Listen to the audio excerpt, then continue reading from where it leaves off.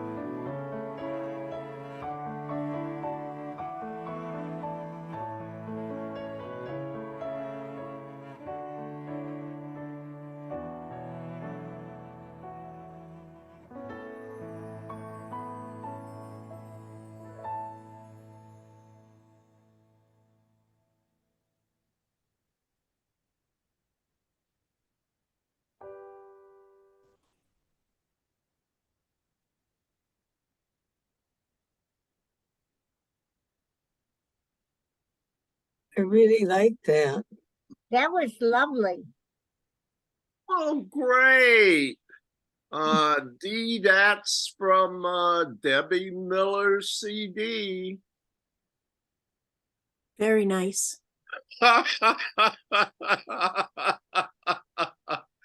Yeah, I'm always telling Dee about how Debbie Miller gave me this CD that wasn't for her. She thought it was meditation music, but it was all kind of stuff.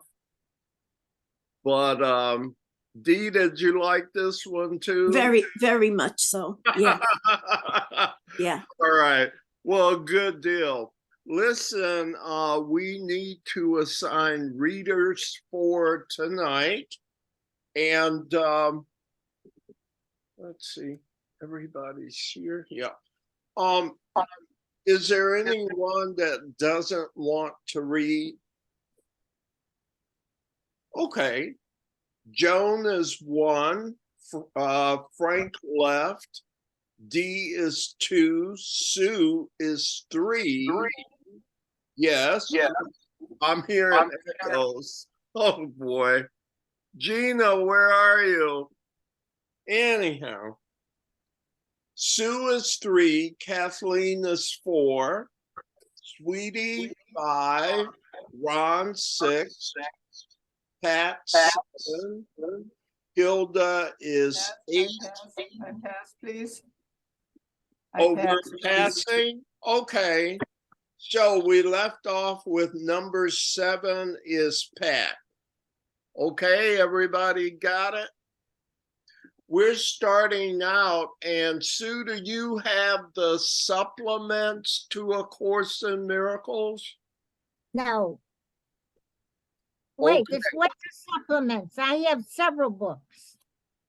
Well, we are reading the 2 supplements to A Course in Miracles.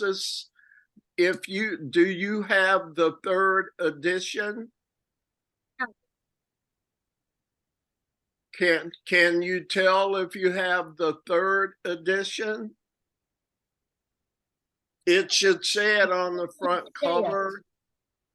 Hold up the cover. We could tell. On the Yeah. cover, it would be where the copyright is. Okay. It would just hold That's up the fine. cover. I could tell. Huh? If you hold up This the cover, is the 2nd edition. It's All right. here. So you don't have those. I'll have to send them to you. But we decided that over the summer, we would study the 2 supplements. One is called psychotherapy, and the next is called Song of Prayer.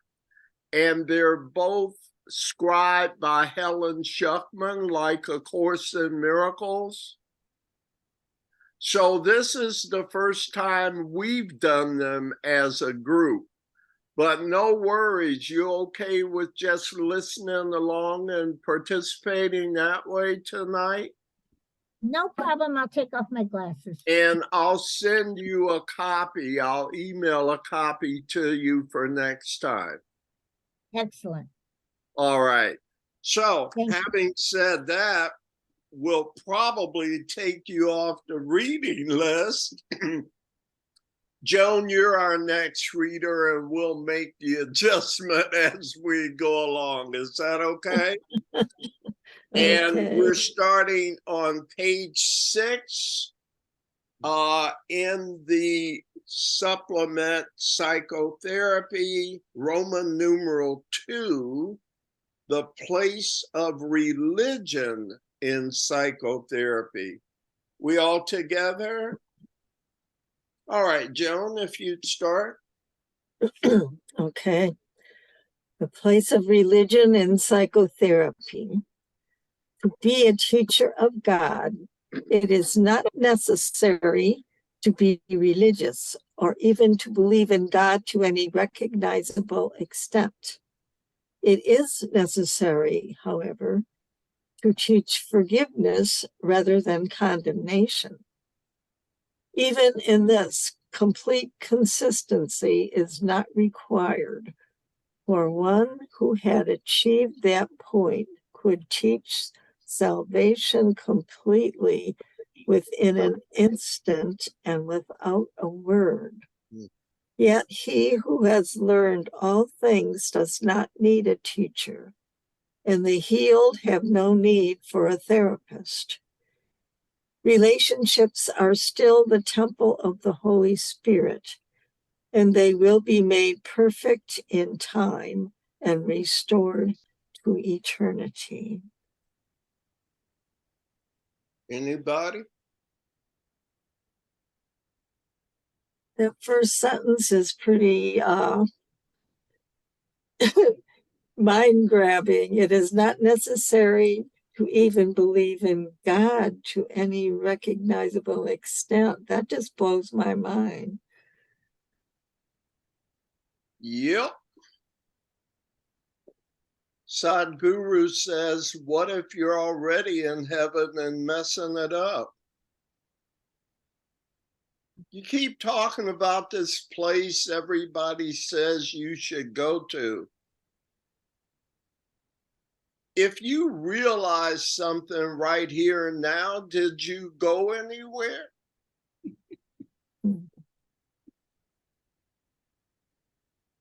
No, it's a legitimate question, I think.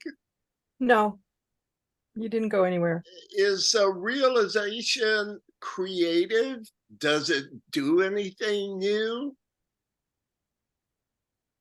It does something old. There's nothing new under the sun. Sue, you had a comment there? Yes. If you have a recognition and a change, you do go somewhere, psychologically and spiritually. You're in a different place and time with that recognition. The next thing I want to say is, what is their definition of psychotherapy? I know what mine is, but what is theirs? Yeah, that's a great question, because what is this, our third week into this segment, into the supplement study? And the question you're asking, Sue, is a significant one. Jesus gives a definition of psychotherapy. You know how Jesus always changes the meaning of words in the Course? Like, what is forgiveness and what is teaching? And he gives different definitions. And this one was a mind blower, because on the very first page, it says that all therapy is psychotherapy. So is that, that's pretty global definition, isn't it? And it explains it in the next sentence. Until the next sentence we're reading here. The next sentence from that first one that you just read. What is it, Dee? Since only the mind can be sick, only the mind can be healed. Yeah, Only the mind is in need of healing. So that's what psychotherapy is. yeah. So we spent a bit of time with that question too, Sue, at the beginning when we first started, because we were seeing right away that he's taken a different view of what psychotherapy is. It may come through the profession, but if it does, it's only a specialized rendition of it, because in truth, psychotherapy is going on all the time, everywhere.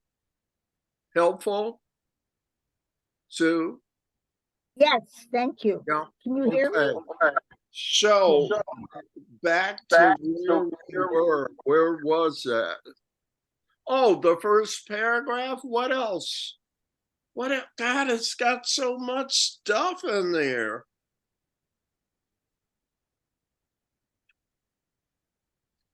It is necessary, however, to teach forgiveness rather than condemnation. Yet even this doesn't have to be done consistently.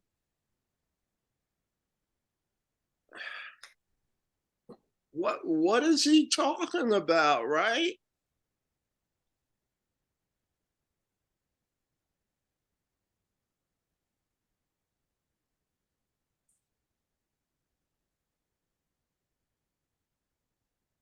Forgiveness is the ability to overlook illusions.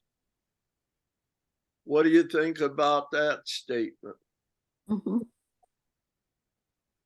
So it says it is necessary, however, to teach how to overlook illusions rather than to condemn others for them as though they were real. But you don't even have to do that perfectly, because if you could do it perfectly, you wouldn't be here. Mhm. Everyone is practicing this type of perfection. So you still get brownie points for going in the right direction. It's all good. I think that sentence 5 is important. Relationships are still the temple of the Holy Spirit, and they will be made perfect in time. Right. So we don't have to do And anything. what does it say? They'll be made perfect in time, but then something unusual right after that. What's he say, Joe? And restored to eternity. Isn't that a contradiction? Restored to eternity. It's like perfection in time isn't the goal. Oh. Do- It's just do- a stepping stone. It's a stepping stone to eternity. Right. So remember in the course where there was the phrase, that's what time is for, to teach you that there is no time?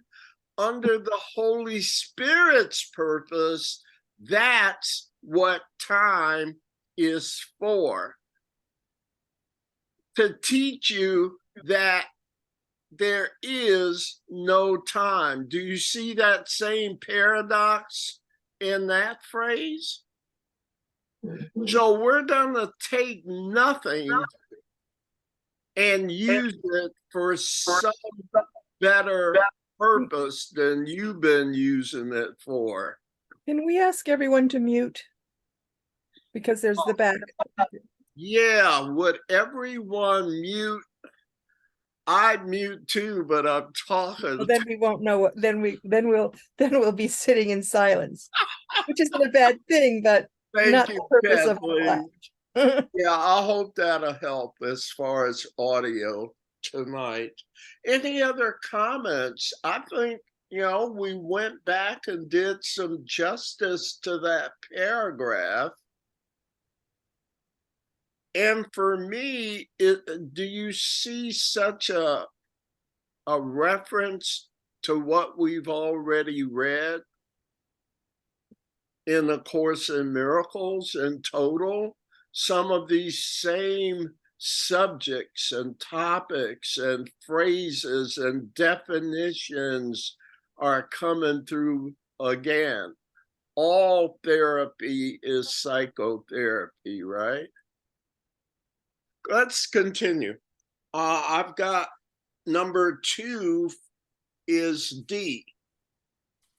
Formal religion has no place in psychotherapy, but it also has no real place in religion. In this world, there is an astonishing tendency to join contradictory words into one term without perceiving the contradiction at all. The attempt to formalize religion is so obviously an ego attempt to reconcile the irreconcilable that it hardly requires elaboration here. Religion is experience. Psychotherapy is experience. At the highest levels, they become one. Neither is truth itself, but both can lead to truth. What can be necessary to find truth, which remains perfectly obvious, but to remove the seeming obstacles to true awareness. So like we were talking about last night, the road to success is by undoing, not doing. It is not a matter of addition. It's a matter of subtraction. Who understands what I'm saying here and can say it, break it down for me? I think the introduction to the course says the same thing. It's about removing all the blocks to love presence. So you see, it's undoing. It's taking stuff away. And when you finish taking the stuff away, there won't be nothing there. There'll be everything there.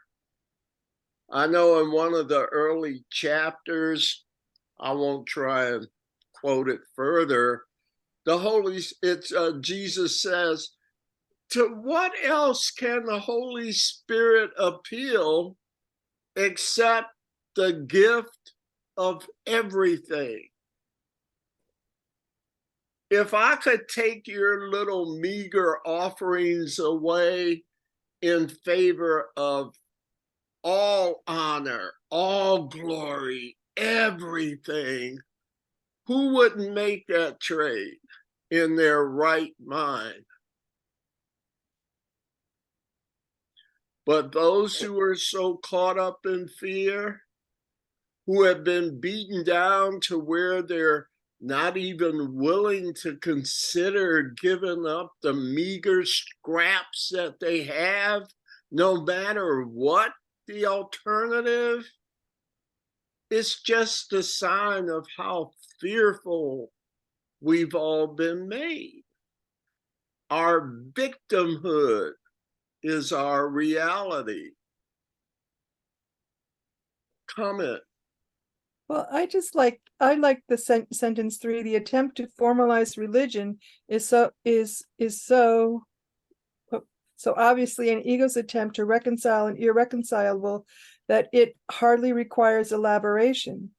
Well, religion in the past has its dogma a lot of the dogma has been then put out there to control the masses, and that is only a disguise for separation, whereas true religion is, I would use true religion and spirituality one and the same, is just allowing you to experience and to be. Yeah. Listen, how can you make rules about all that is? You can't. As soon as you make the attempt, you make all that is into a fake, because it's diminished through rule making, through your rituals. There's only one way to get here when you're already friggin' here. Do you see how these were falsehoods, mistakes, intentional or unintentional? But whatever they may have been, they've not been true. So I'm not mad at nobody about it, but what is the remedy for a lie? How do you, what is the solution for a lie that makes everything whole again? Replacing it with the truth.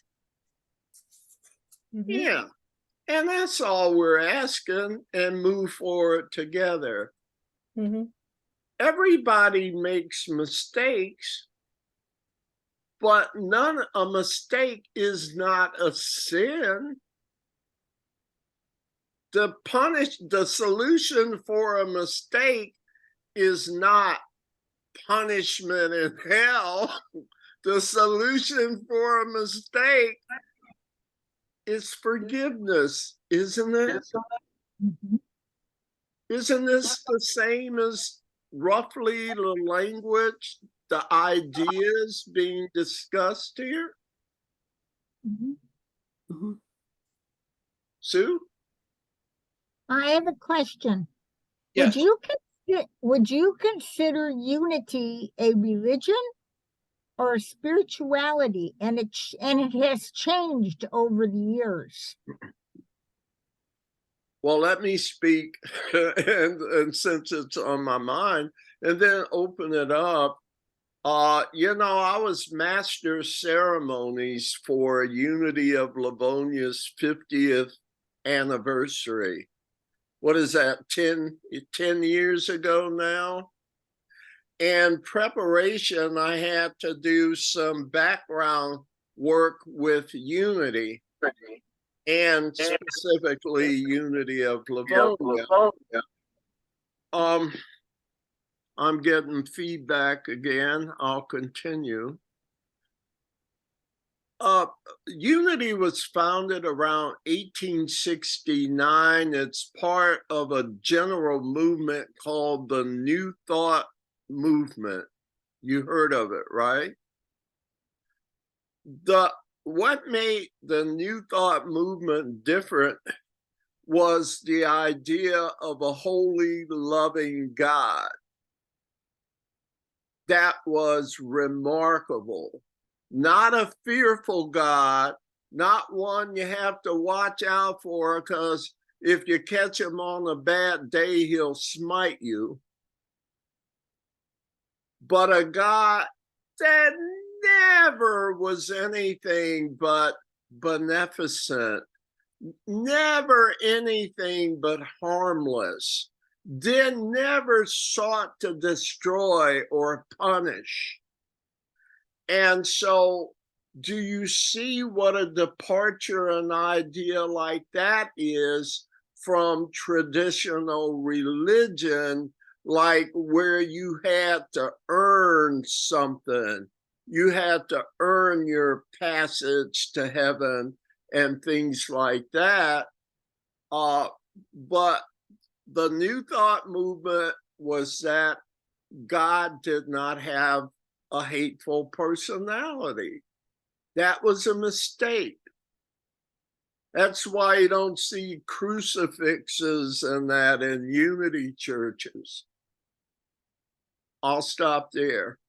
Sue, did you ask me? I asked if I asking anybody and everybody if how do you see unity as a religion or a spirituality?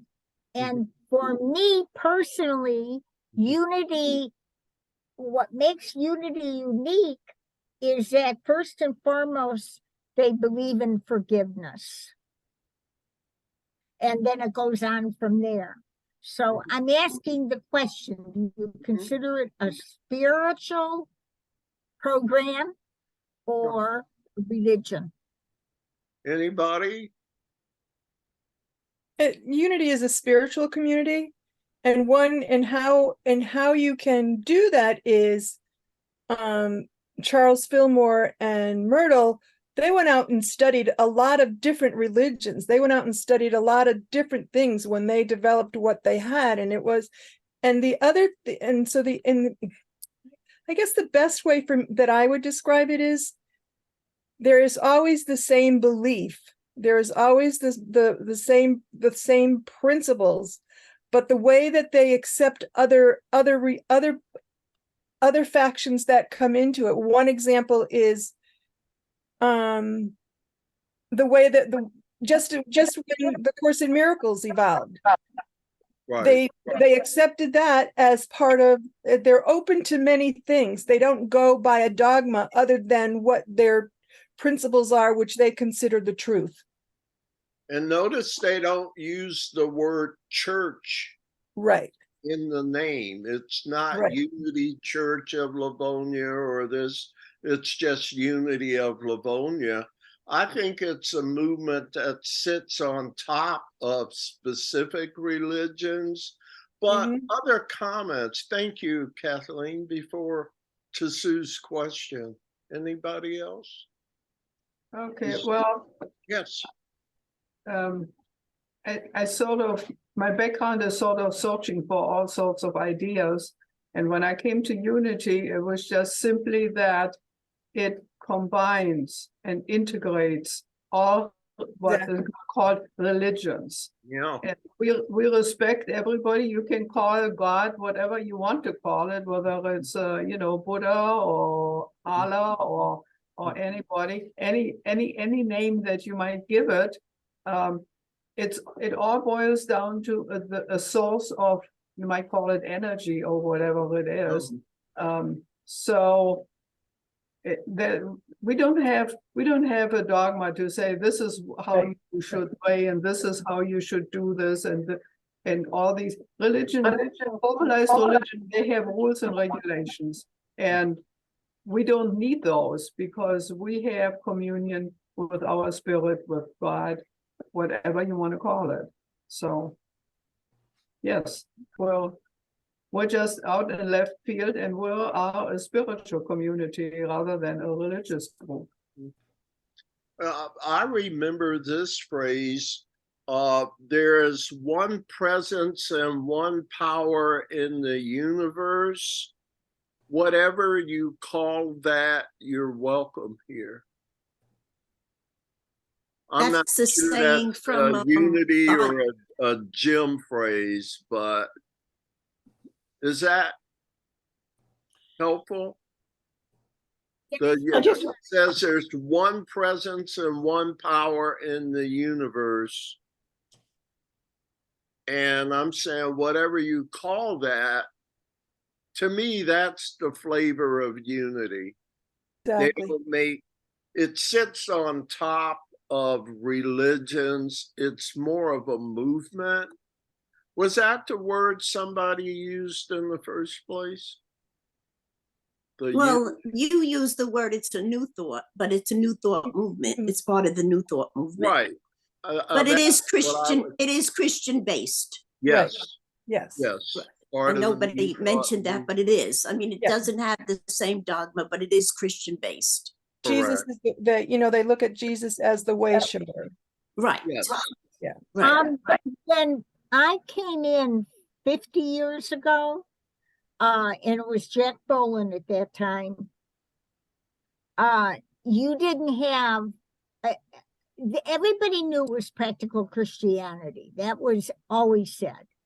But other than that, nothing was said. There was nothing about religion. There was nothing about Jesus Christ. They called it the joy consciousness. Those who were Jewish and leaders in the field at Detroit Unity, they called it whatever name fit them, but it was always a consciousness. It was not about insight. That's a good insight, Sue. Now, when she speaks about Renaissance unity, it's a big church in Detroit where Marianne Williamson used to be the pastor. So I only mention that because if you're not from Michigan, that may give you an idea of this, what kind of unity church it was and how prominent it was. And Marianne Williamson's, one of her predecessors was Jack Boland. And that's in the early days of that church, right, Sue? Jack Boland was the founder. Yeah. And Marianne Williamson came in later on. Marianne Williamson is Jewish. Yes. Her daughter was bar mitzvahed from the temple I belong to. Yeah. And at that time, about 10% of the church, there was 1,500 to 2,000 people in this church. Yeah. And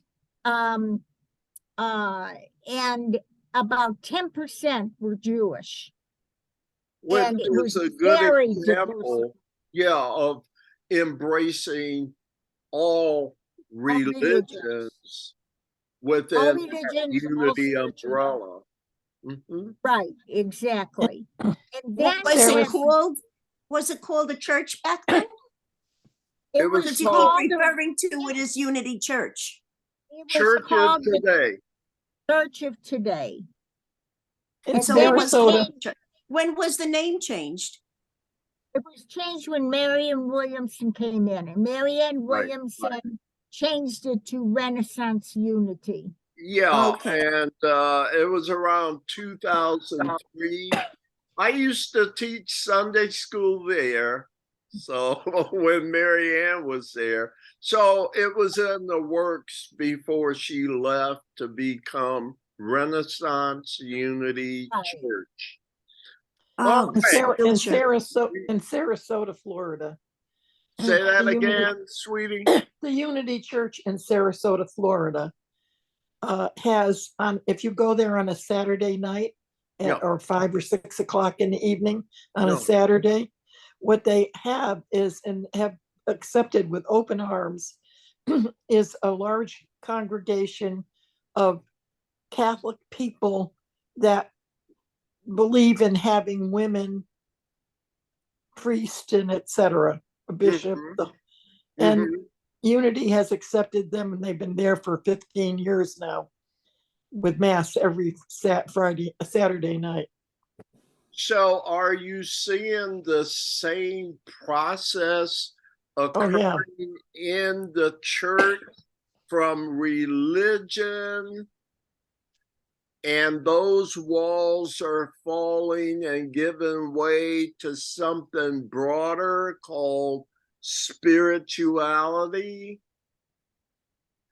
Well, I It's belonged to the one in Venice, Florida for quite a while. yeah, And so, and I really saw the difference between that and former religions in my life. right. Mhm. Again, do you see the analogy I'm making is that barriers are being removed to Yes. where the differences in religion are being removed and saying there's one presence, and forget all those different segments, whatever those are, let's just practice what we all have in common Right.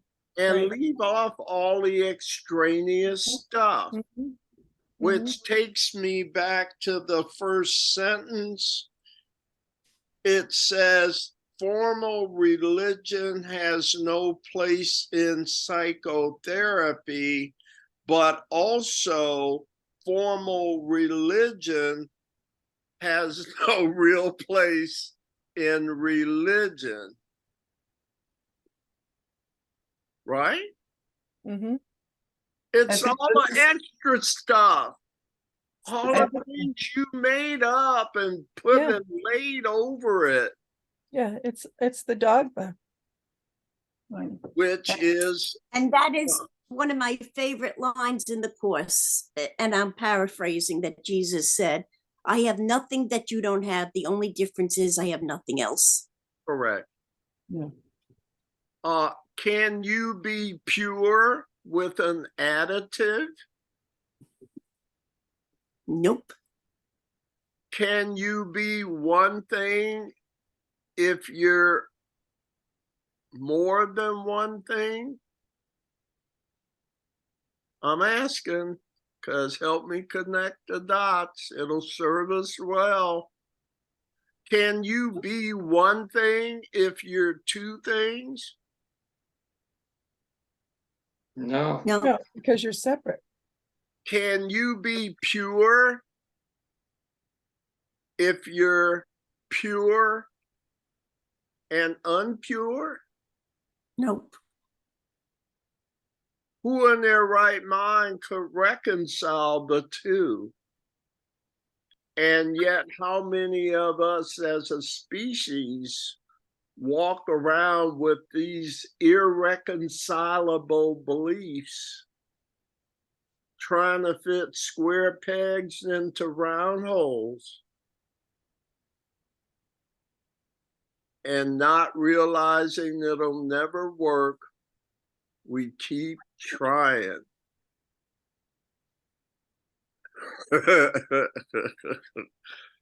Okay, I'm tired. Is there another reader here? Sue has her hand up. Oh, I'm sorry, I couldn't see you. That, Yeah, That's okay, no problem. I'm Jewish Unity. I'm active in Judaism and in my temple, and I'm active in Unity. And Judaism does have things that don't fit with Unity, and Unity has some things that definitely fit with the Kabbalah. So I'm very comfortable with the differences. I am more Unity than I am Jewish, but I'm also comfortable with that too.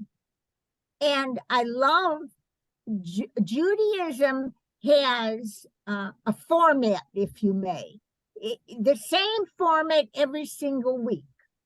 There might be a different sermon, but it's basically the same format. yes. And Unity, that's why I go to several Unities, because the format, even though some of it is similar, the talks or whatever they choose to focus on is in accordance with the speaker or the leader. Period. It isn't always the same. And so that's why I get something out of one Unity and I get something out of another Unity. And with Judaism, it works a little differently. And yet the Kabbalah is almost identical to Unity. I see. Yeah. And yet you're experiencing where you're not as constricted into one lane as a lot of traditional folks in religion still are. I mean, I remember people in my church years ago, they said, if it's not in the Bible, I don't want to hear it. Mm-hmm. And God bless them. It's just that a lot of us are coming out of those restrictions. But again, back to that sentence where formal religion has no place in psychotherapy. Actually, it has no real place in religion.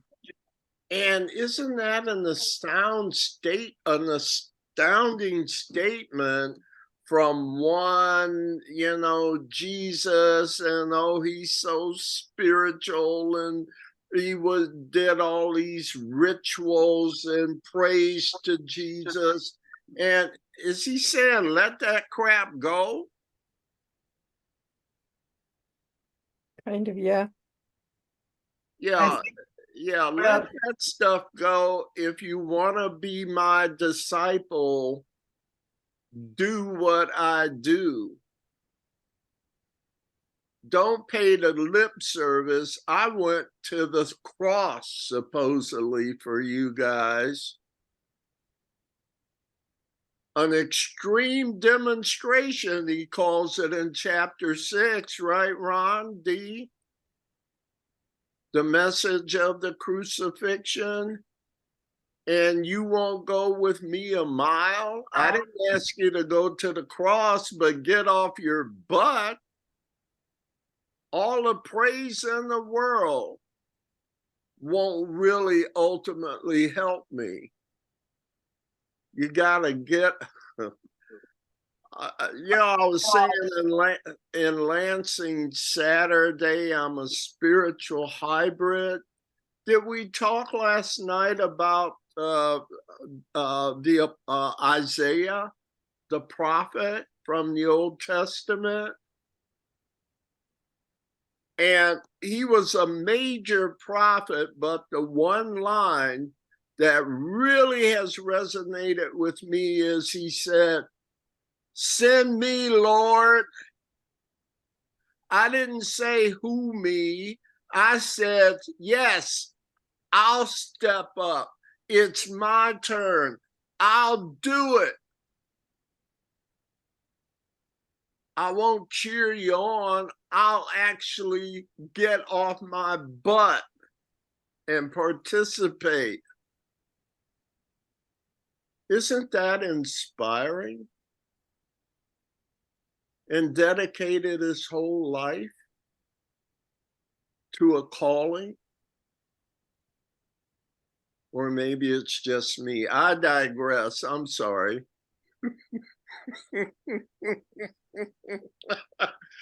Okay, you want to read some more or talk some more? Our next person is Kathleen, right? Okay, we're at I believe we're on 3. we're on 3. Okay. No one who learns to forgive can fail to remember God. Forgiveness, then, is all that needs to be taught, because it is all that need be learned. All blocks to the remembrance of God are forms of unforgiveness and nothing else. It is never apparent to the patient and only rarely to the therapist. The world has marshaled all its forces against this one awareness, for in it lies the ending of the world and all it stands for. How come it's so hard for us to forgive? I mean, theoretically, we have expounded upon the benefits of forgiveness, and maybe we're committed to it, but why is it so hard to do all the time? We want to be right. Yeah. You know, the most tantalizing idea I believe we've ever had that still impacts us, it's the idea of separate heavens. That was the coolest idea I ever heard. What do you think?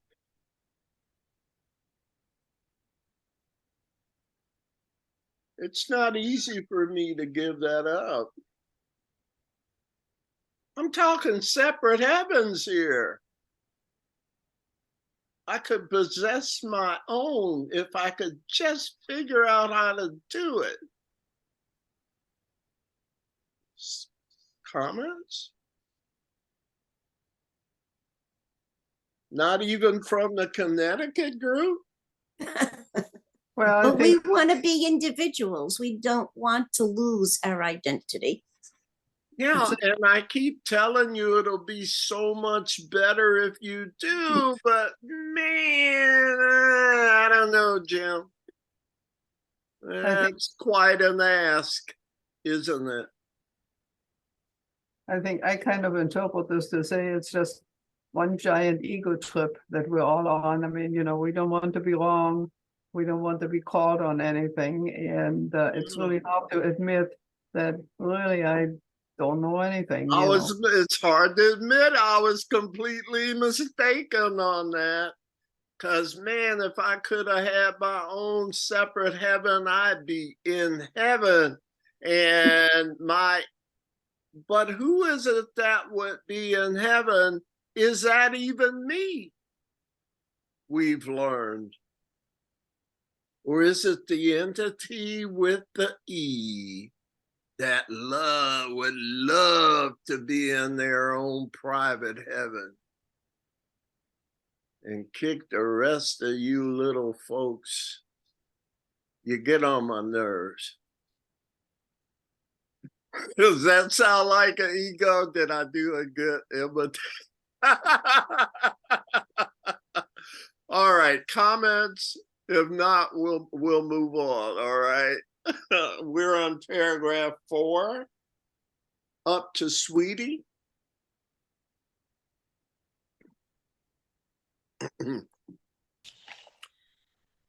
Yet it is not the awareness of God that constitutes a reasonable goal for psychotherapy.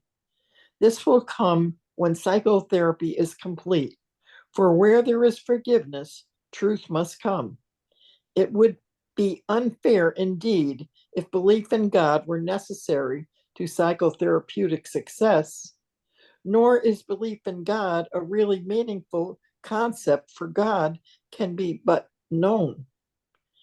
Belief implies that unbelief is possible, but knowledge of God has no true opposite.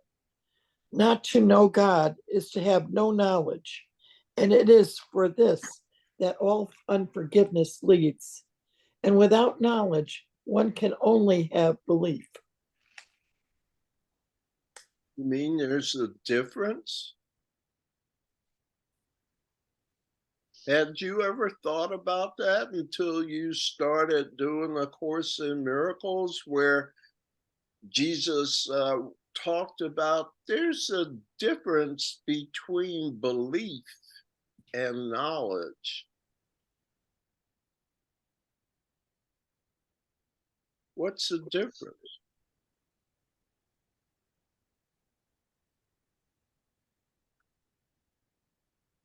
I see knowledge as the Yes. truth, and I see belief as just a way of thinking, and there are many, many different beliefs. Yeah, there's no correlation between there's no direct correlation between what you believe and what is true. What? There's also no opposites with beliefs, and there's no opposites with truth. Yeah, I was going to say one is absolute and the other is flexible. In the realm of knowledge, in the realm of belief, there are questions. I really, really, really believe this with all my heart and soul. I hope it is true. Yeah. But in the realm of knowledge, there are no questions. When you know that you know that you know that you know that you know that you know, what That's so- questions could you have? None. They don't even come up. So A Course in Miracles was the first time that issue was on the table. Again, knowledge is not the motivation for learning this course. Peace is, because nobody here knows anything. What do you know for sure? Sounds like my talk on Sunday. What do you know for sure?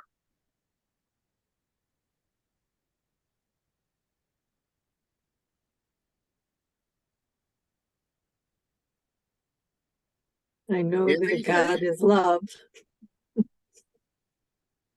And you know, Joan,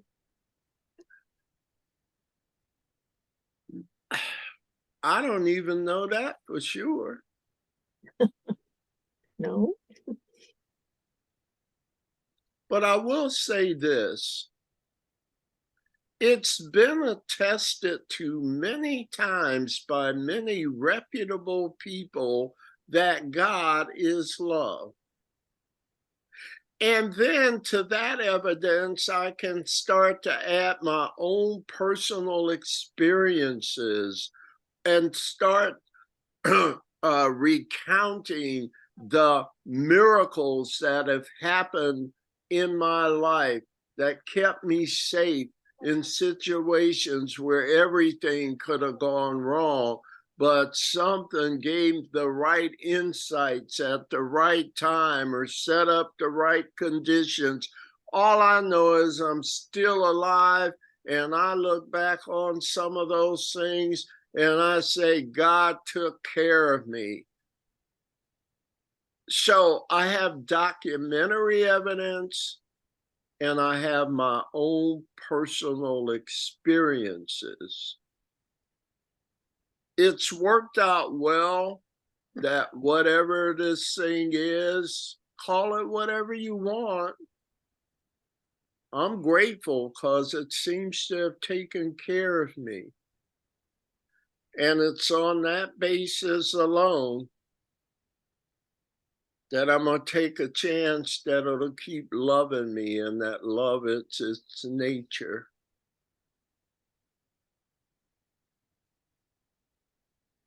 And paragraph 3 says the way to get there is through forgiveness. It's the only way.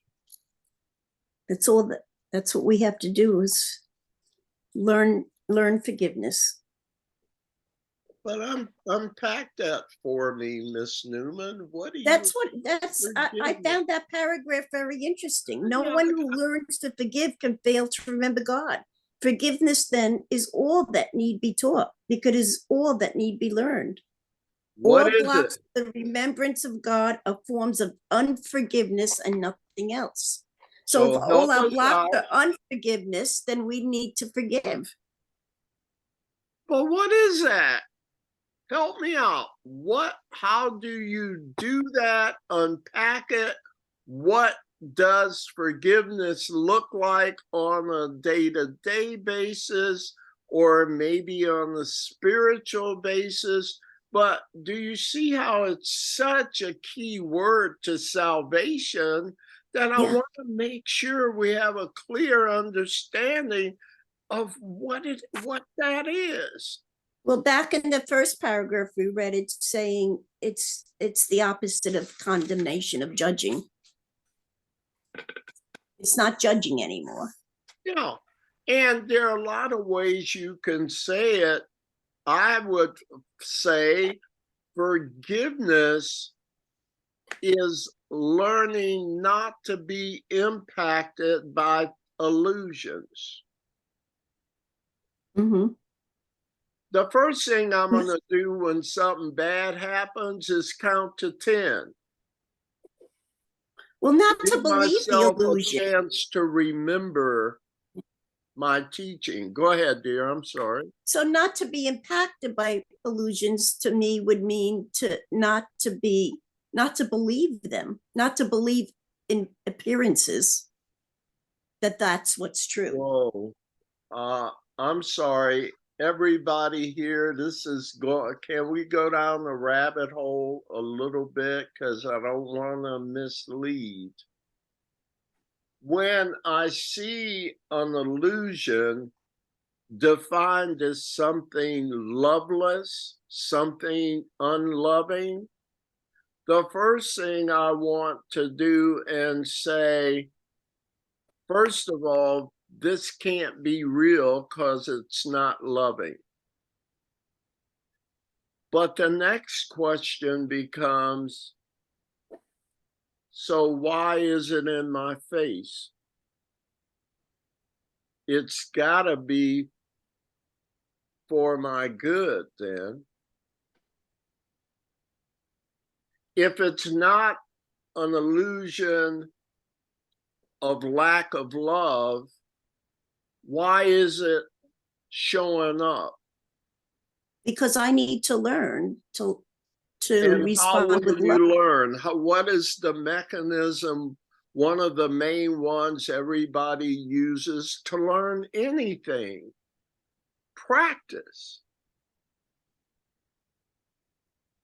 I need to learn to respond with love by practicing that. And as the Course says, everything is either love or a call for love. And either way, I'm to respond with love. Yes. So I wanted to be careful that I didn't imply the idea is, oh, that's an illusion, get away from it. No. I'm saying that's an illusion, that's a lesson. A lesson of what? A lesson of love. Why is it important that I practice lessons of love? Because love is what I am. Do you see why practicing love's important to restoration and remembrance? And then forgiveness comes in with me forgiving myself, but not remembering that when I don't remember it, when I don't practice that. What say Or some when of the somebody rest else of does our it. panel here to what Dee is saying?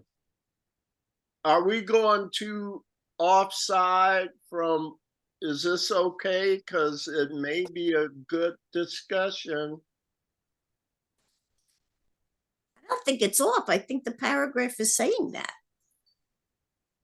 The importance of that we need to do that. So let's talk a little more about this twofold response to what I used to think was a real bad event or bad episode, or somebody hurt my feelings or attacked me.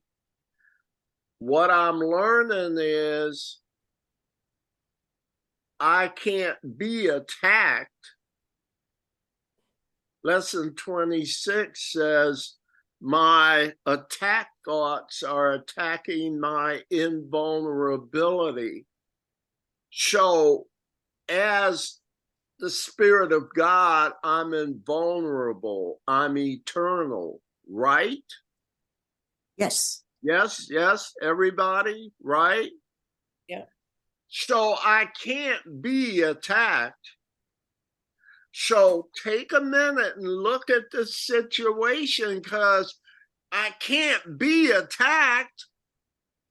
Okay. So what is this for then? If it's not, maybe it used to be for attack, but now that I follow God's voice, He will give me practice in being loving. Yeah. So, first of all, I used to think this might be an attack. That's off the table, right? Right. So, what is it? Could it be a lesson? Chance to practice what we're learning. Now I'm seeing things differently, right? Yeah. And now my universe of responses becomes different. Do you see how forgiveness works twofold? First of all, remember it's not real. But secondly, remember the Holy Spirit is now taking your problems and using them for training. Is that a miracle? Yeah, for training in the right direction. You would have used them in the wrong direction. Okay? Helpful what we're saying? Is it worth the time? Well, it has One to of be. my Yeah. favorite questions is, what can I learn from this situation? I So agree. anytime I'm uncomfortable with the situation, it reminds me that I have something to learn. Yeah, because it couldn't be the old thing. Because you know that can't exist by definition if all that is love. So if you see something unloving and you're now under the Holy Spirit's purpose, remember, I believe that it's showing up for educational purposes now. Is And I education? have to be willing. I have to be willing to think I was wrong. But to be willing, then you have to see it has a benefit for you. Whereas before, we thought it was an attack, and that, ooh, who wants that? But Yeah, I have to see it differently. say it one more time there, sweetie. I have to see it differently and admit that I was wrong in my previous. And the whole process can't start until you're willing. Right. Do you see what a unique ingredient free will is? Whatever happens, I have to ask your permission. God himself has to ask your permission. Do you disagree? Have you heard it differently than what I'm saying? Is that loving or what? The gift of free will. As a parent, you make my job a lot harder, but it's going to pay off in the end if I keep that love in there by giving you free will. That's how I'm seeing it. Shall we continue? Yes, that'll be me with paragraph 5. Great, Ron. Thank you, sir. Different teaching aids appeal to different people. Some forms of religion have nothing to do with God, and some forms of psychotherapy have nothing to do with healing. Yet, if people and teacher join in sharing one goal, God will enter into their relationship because he has been invited to come in. In the same way, a union of purpose between patient and therapist restores the place of God to ascendance, first through Christ's vision and then through the memory of God himself. The process of psychotherapy is the return to sanity. Again, the process of psychotherapy is the return to sanity. Teacher and pupil, therapist and patient are all insane, or they would not be here. Together, they can find a pathway out, for no one will find sanity alone. Thanks, Ron. If there are no immediate comments, let's do another, okay? We're on paragraph 6. Pat? Okay. If healing is an invitation to God to enter into his kingdom, what difference does it make how the invitation is written? Does the paper matter, or the ink, or the pen? Or is it he who writes that gives the invitation? God comes to those who would restore his world, for they have found the way to call to him. If any two are joined, he must be there. It does not matter what their purpose is, but they must share it wholly to succeed. It is impossible to share a goal not blessed by Christ, for what is unseen through his eyes is too fragmented to be meaningful. Sentence 5, if any two are joined, he must be there. So when two come together, how many are there really? One. Well, let's stay even in this physical world. I got 2 people, a patient and a therapist, or a teacher and a pupil. What are you saying there, Pat? I'm saying 3. Yay! God is For our always there. purposes, 3. Yep. That makes sense. Yeah. So if there's a teacher and a pupil and I am there, God is there, what roles do the teacher and pupil serve when God is there? Who's the teacher then? The teacher, the pupil, or God through his voice, the Holy Spirit?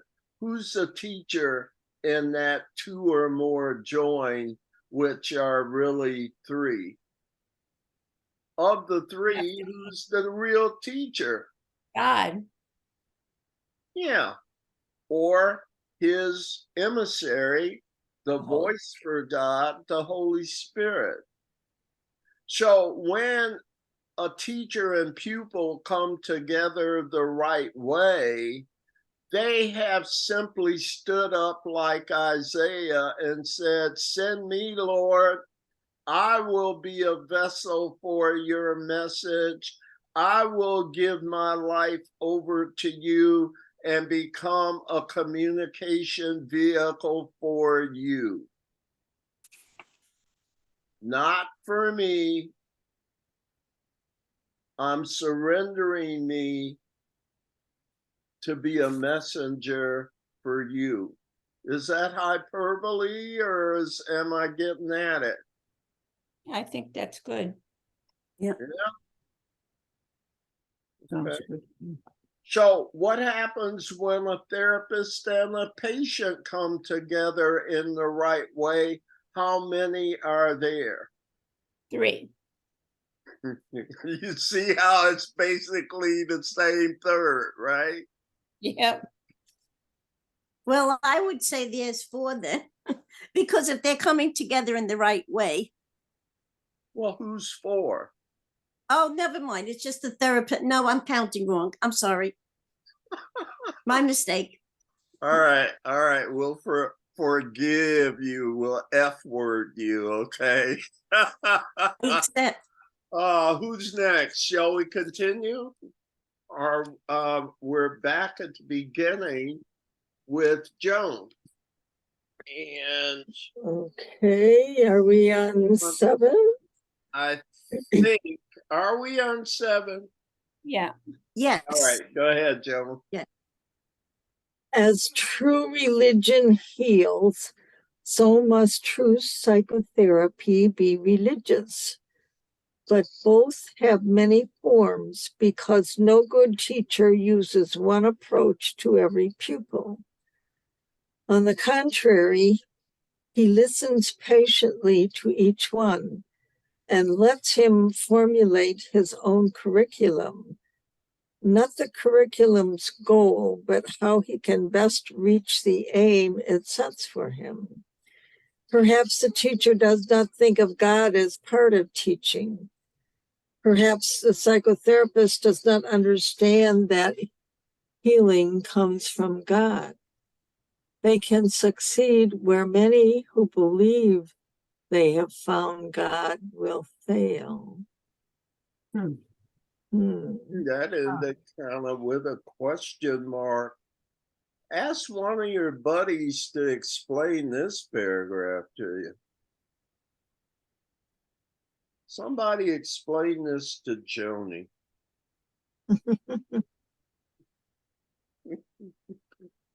Me too. Explain it to me too. All right. See, now we get to it, right? Anybody have a particular paragraph that's questionable? I think it hinges on the word believe. And where do you see that word? Well, in sentence number 6, they can succeed where many who believe they have found God will fail. Yeah. I'm kind of thinking that they believe there is a hint of question behind that, rather than, that they know as supposed to, they believe, I believe that this may be so. So there's a question inherent in that word, I think. So belief lacks certainty, doesn't it? Right.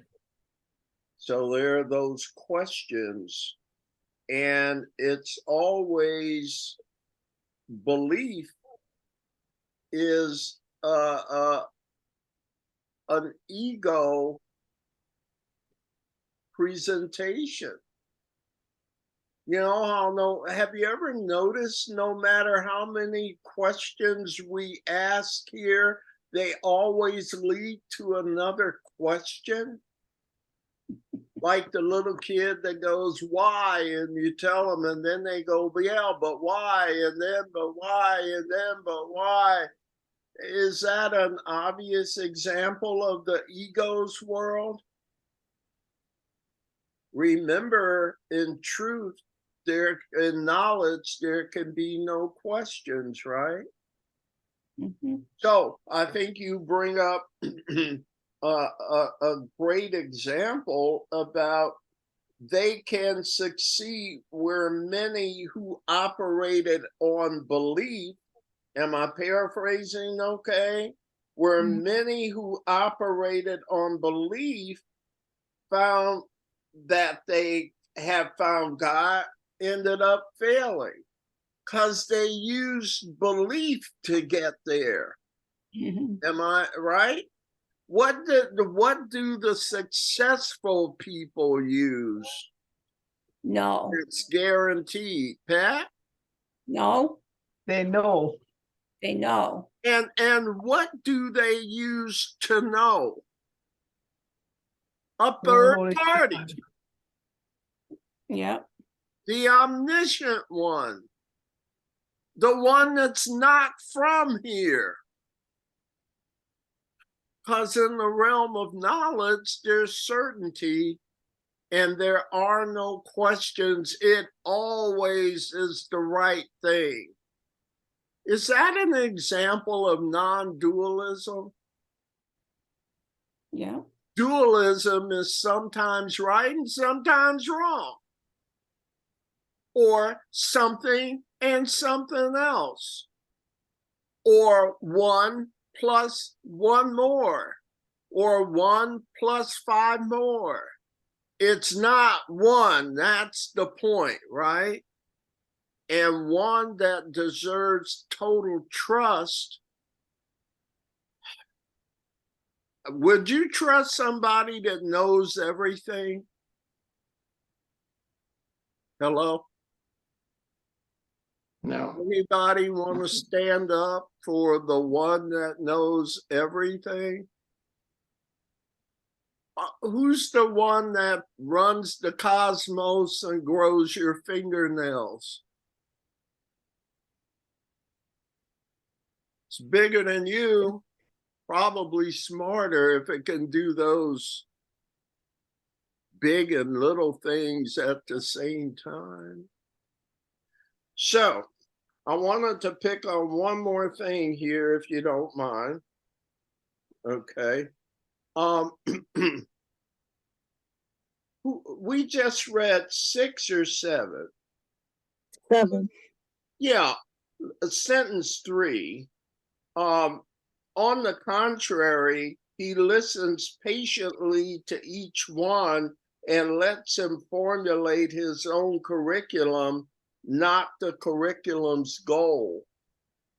Why doesn't he let him formulate the curriculum's goal?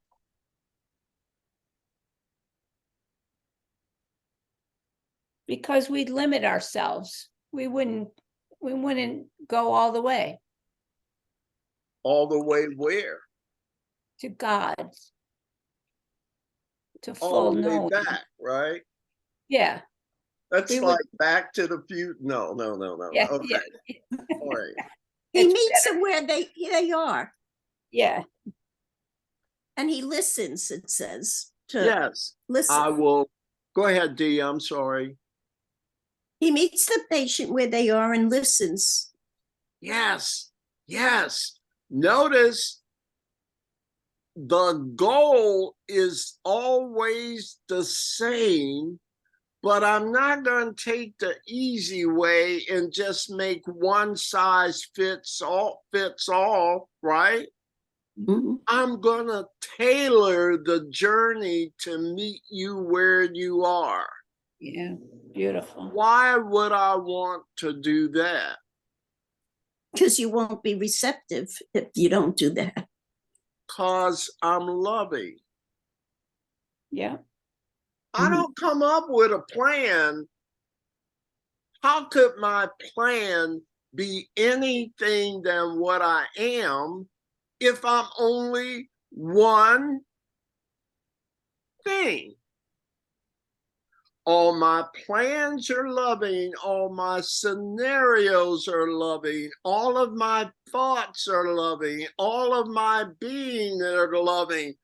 Okay, it can manifest in different forms, but if it wasn't loving, is not me. Okay. Mhm. Is this a good pace? I could go faster. Oh, no, don't go fast. This is great. All right. All right. So I don't want to. Okay. Let's read a bit more. We're at paragraph 8 and we're up to D. What must the teacher do to ensure learning? What must the therapy do to bring healing about? Only one thing. The same requirement salvation asks of everyone. Each one must share one goal with someone else, and in so doing, lose all sense of separate interests. Only by doing this is it possible to transcend the narrow boundaries the ego would impose upon the self. Only by doing this can the teacher and pupil, therapist and patient, you and I, accept atonement and learn to give it as it was received. All right. Listen. Okay. Sorry. Lesson 25 would be helpful right now. Can you hold your place and just go to lesson 25? And I think we can get this all in and get us out of here on time. Is anyone there? You're going faster than me then. Lesson 25 says, I do not know what anything is for, right? Mhm. Paragraph 2. Wait a minute, I got the wrong lesson here. Paragraph 2. You perceive the world and everything in it as meaningful in terms of ego goals. These goals have nothing to do with your own best interest because ego is not you. Hold on. I'm reading the wrong place. My bad. Paragraph 1, sentence 5. Do you see it says, everything is for your own best interest? Do y'all Yeah. see that? Yep. That is what everything is for. That is everything's purpose. That is what everything means. I'll stop there. You thought it was good and bad stuff. He's saying you started it out for bad stuff with your crazy ideas of separate heaven, but I'm going to correct that mistake and I'm going to do it in a very loving way because love is my nature. So here's what I'm going to do. I'm going to make everything into a reward or a lesson. Mm-hmm. Nothing can be bad. Nothing can have no value because rewards have value and do lessons have value? Sure. So you can't lose. That's how I'm going to restore it. So here's what his language was that we just read coming up. It says everything is for your own best interest. That's what it's for. That's its purpose. That's what it means. When you understand that everything is in your own best interest, then your goals become unified. Somebody who just read. Me. Did you D. see the word unify anywhere in that paragraph? Yeah. You see it now. Yeah. I'm finding it. No, I don't. Sentence number 7. Paragraph Isn't recognizing 18. that this is your goal to become unified. Yes, and you're in paragraph what, Hilda? It's paragraph 1, last sentence on lesson 25. Oh, no, I meant where we were reading back in the psychotherapy section. That's what reminded me. Oh, yeah. Yeah. So Lesson sentence 25. 4. Sentence 4. Each one must share one goal with someone else, and in so doing, lose all sense of separate interest. Only by doing this is it possible to transcend the narrow boundaries of the ego. Only by doing this can teacher and pupil, therapist, and patient, you and I, accept atonement and learn to give it. I don't know what triggered me then, but if you understood that you're in the simulation, okay, this is Jim's view, all right? But if you understood a simulation and the simulation was made by someone whose only purpose is your good, would you try and be here and learn all you can for your good? Yeah. Romans 8:28 says, for we know that all things work together for good. Lesson 292 says, a happy outcome to all things is sure.